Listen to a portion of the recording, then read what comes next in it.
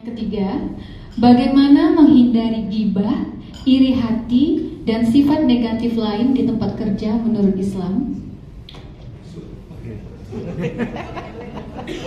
Ghibah ini dulu orang mau ghibah itu mesti ngetuk pintu rumahnya. Kalau kebetulan orangnya nggak ada, nggak jadi ghibah. Setelah ketuk pintu rumahnya, masuk ke dalam, ada tetangga 2 orang, baru jadi ghibah. Sekarang kita kunci pintu rumah, kita kunci pintu kamar, kita duduk di atas tempat tidur pun meribah juga di grup WA.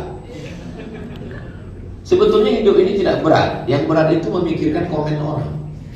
Kita putih, dibilangnya pakai skincare. Muka putih, dibilangnya leher hitam. Jadi komen.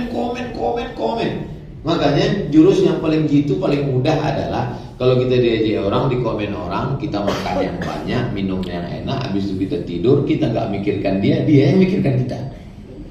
Berapa banyak orang yang mikirkan saya, dan saya nggak pernah mikirkan dia. Siapa itu? Itulah haters. Nah, jadi tidak pusing dengan hidup ini 100%. Hidup ini 100%, 30% memikirkan perasaan orang, 30% memikirkan cakap orang, 30% memikirkan raut wajah orang.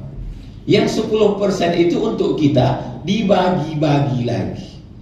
Lalu kita bahagianya kapan? Boleh untuk baju kaos. Bagi yang ada usaha laundry, tulis hidup itu 100%, 30 untuk memikirkan respon orang, 30 untuk raut wajah orang, 30 untuk memikirkan omongan orang. Tinggal 10 itu pun kita bagi-bagi lagi. Lalu yang untuk kita mana?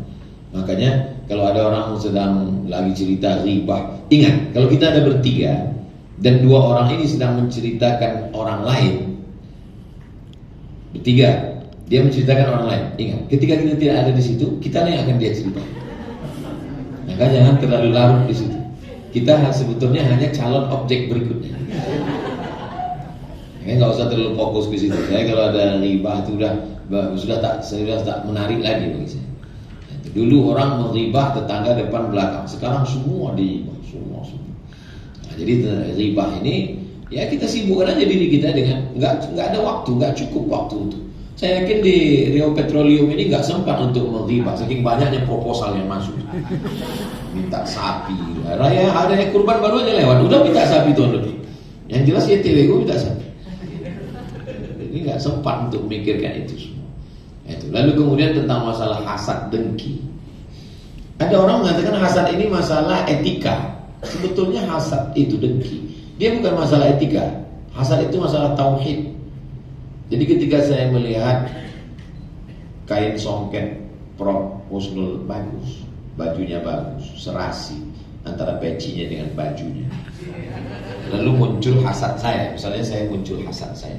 Lalu orang mengatakan Ustaz tidak beretika. Sebenarnya bukan etika. Masalahnya adalah tauhid. Berarti saya tidak siap dengan pembagian Tuhan. Yang ngasih peci baju dengan songket itu kan Tuhan. Maka ketika saya tidak senang, berarti saya nggak senang dengan Tuhan. Karena Tuhan yang sudah membagi dia. Ada masalah dengan tauhid saya. Tapi jangan ini dibalik dengan orang yang koruptor, misalnya punya mobil bagus, punya mobil bagus, lalu kita bilang itu orang tidak baik. Kau jangan salah, itu pembagian Allah. Itu bukan pembagian Allah. Loh, kan tidak bergerak satu biji sawi pun di dunia ini kalau tidak ada izin Allah. Semua yang terjadi ini azan izin Allah, tapi tidak semua diridhoi Allah. Perlu diluruskan bahwa semua yang terjadi di dunia ini atas izin Allah, tapi tidak semua diridhoi Allah. Koruptor, KKN, OTT, itu semua atas, kalau tidak ada kuasa dari Allah nggak jadi, tapi Allah tidak ridho. Iblis, setan. Kalau di Arab cuma 2 tuh, Iblis dan setan. Sampai ke negeri Melayu tambah 1 lagi, Iblis, setan, hantu belau. Nah, jadi semua itu, maka ketika kita hasad, bagaimana cara menghilang? Saya ini orangnya suka ngobrol-ngobrol dengan dokter-dokter. Jamaah kita kan banyak ID, Ikatan Dokter Indonesia.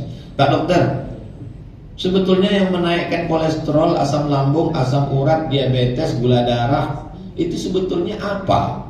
Kata dokter ini, sebetulnya bukan kambing Pak Ustaz. Sebetulnya bukan santan, sebetulnya bukan jeroan. Terus apa? Bahasa dokter ini kan lembut. Faktor psikologis. Mereka gunakan kata faktor psikologis. Kalau bahasa kita busuk hati. Masalah kita sekarang kan tetangga beli kulkas, kita yang kedinginan. Kan itu masalah.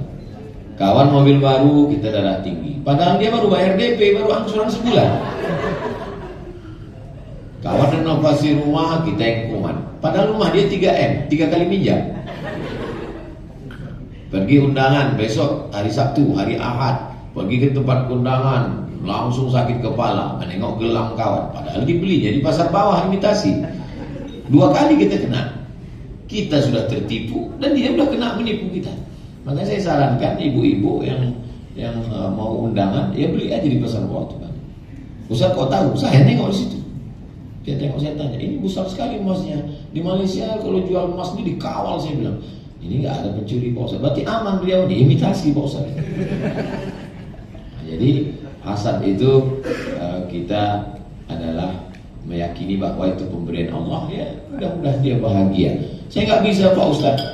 Sama-sama kuliah, sama-sama kerja, sama-sama satu kantor, sama-sama teman akrab, tapi kenapa dia duluan nikah?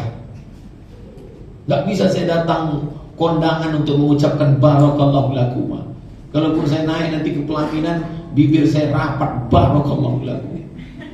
Ya berarti bermasalah tauhid kita. Padahal inti ajaran Islam ini tauhid, la ilaha illallah. Itu udah pembagian Allah Subhanahu wa taala. Demikian. Allah.